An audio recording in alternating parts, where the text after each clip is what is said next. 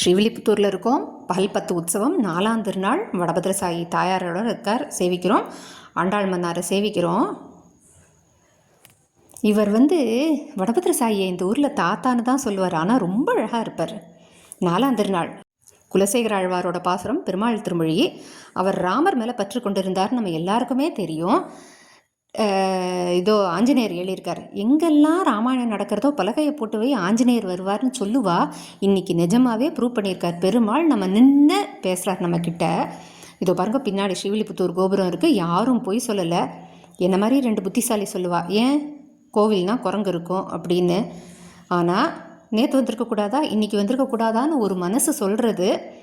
நீங்களும் அனுபவிப்பேள், ஒத்துப்பேள்னு நம்புகிறேன். பெருமாள் நிற்கிறார், நம்ம கூட நின்று பேசுவார்.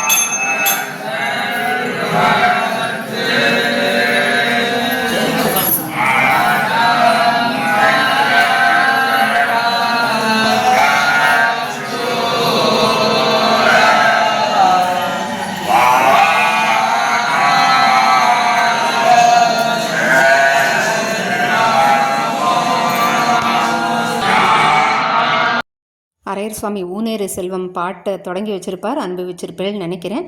வியாக்கியானம் அனுபவிக்கணும்னா நேரில் ஒரு தடவை வரணும், கட்டாயம் அனுபவிக்கணும். நாளைக்கு திருமாலை வியாக்கியானம், அழகான அனுபவம். வாழ்க்கையில் ஒரு தடவை கட்டாயம் அவசியம் அனுபவிக்கணும்னு பிரார்த்திக்கிறேன். ஆஞ்சநேயரை சேவிச்சுட்டேலா, பெருமாள் திருமொழி ஆச்சு. ஆகும்போது ஆஞ்சநேயர் வந்தார். இது என்ன பெரிய நம்பிக்கை தான் வாழ்க்கை. கூடி இருந்து குளிர்ந்தேலோ ரெம்பாவாய்.